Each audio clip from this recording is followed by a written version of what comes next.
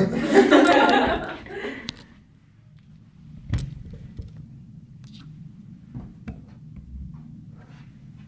everyone, well, thanks for being here. Today's topic, Horsetooth Reservoir. So let's get started. When you imagine a serene and scenic area out in nature, what do you think of? Do you think of water, mountains, trees, grass? Well, Horsetooth Reservoir has all of that and more. It's the perfect spot to exercise, immerse yourself in nature, relax, or just have a fun time. It's important to learn about Horsetooth Reservoir if you're going to visit it, just to know what kind of nature you're looking at, how big it is, and what kind of plants and animals are in the area. I've spent a lot of time at Horsetooth Reservoir, and so I have a little bit of experience of what kind of activities there are and the nature in the area. Today we'll be going over the history of Horsetooth Reservoir, the plants and animal life in the area, and then what kind of activities you can do around the reservoir. So before Horsetooth was created, it was used for a lot of different things throughout history. And as stated in a Colorado Encyclopedia article written by Dylan Maxwell, people lived in the lands from the prehistoric times to around 1946. So it was in the 1970s that European Americans created homesteads on the area, or on the lands, because during this time there was stone or sandstone that had went around the walls of Horsetooth, and they wanted to quarry it. So the stone attracted people to the town, the stone attracted people to the area, and they started quarrying the stone, which created a town which was called Petra. And then by 1882, a Nebraskan man named William Stout took over, created a new post office, and then renamed the town to Stout. Classic. So this is Stout. I don't have any pictures of Petra, but this is obviously a bad picture because it's from, the 1800s or 1900s. But so after a quick boom with the stone, it slowly started to go downhill because more people were using concrete for the construction instead of the sandstone. And as of today, there is still a small part of the town, Stout, on the southern edge of Horsetooth Reservoir, but the rest of the remains lie under the water, which typically you can only see if the water levels are extremely low.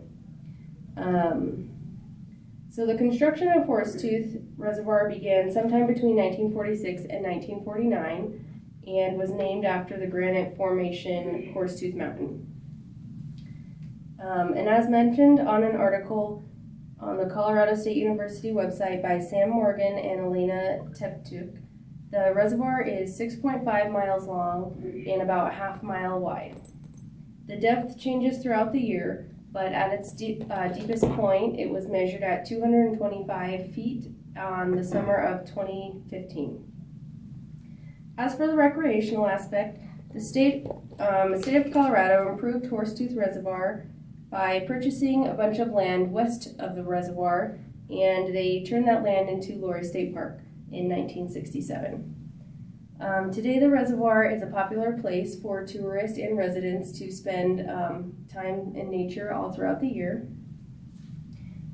And then next we will talk about, or now that we've talked about the history of Horsetooth Reservoir, we're going to discuss the plant and animal life in the area.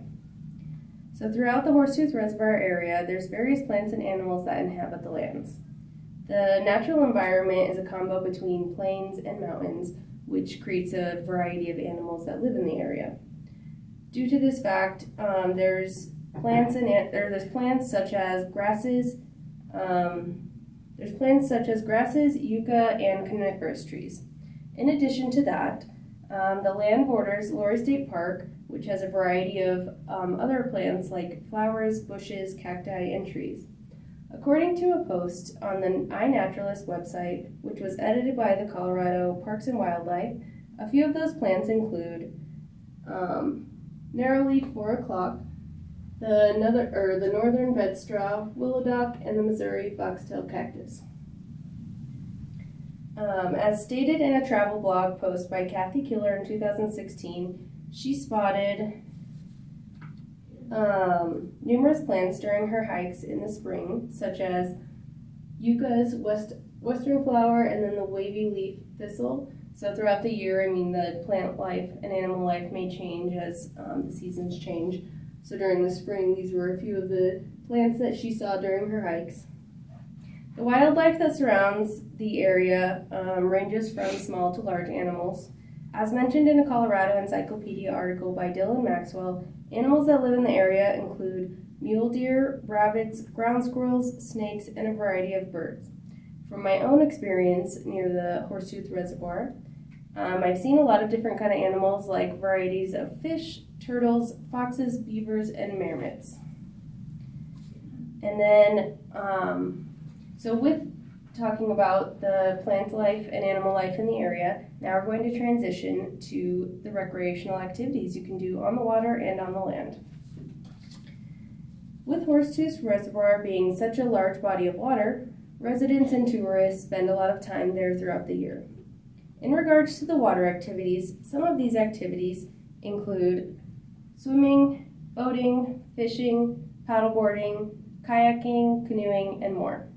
As previously mentioned by Dylan Maxwell, it is common in the summertime to see a lot of families, residents, and tourists enjoying the picturesque scenery of the lands. With the lands surrounding the reservoir, there are a ton of activities to do year-round. In a post on the Larimer County website by Larimer County and the Park Services, it lists some of those activities like biking, hiking, picnicking, camping, bouldering, and more. So in conclusion, we have talked about the history of Horsetooth Reservoir, the plant and animal life in the area, and what kind of activities you can do on the land and in the water. It is important to know the area that you're going to travel to before you go there, just kind of to be prepared for the animals and plant life in the area. And then, as a lasting statement, if you are ever traveling to Fort Collins or are looking for a good outdoor activity with a lot of things to do, I definitely recommend checking out Horsetooth Reservoir. Thank you.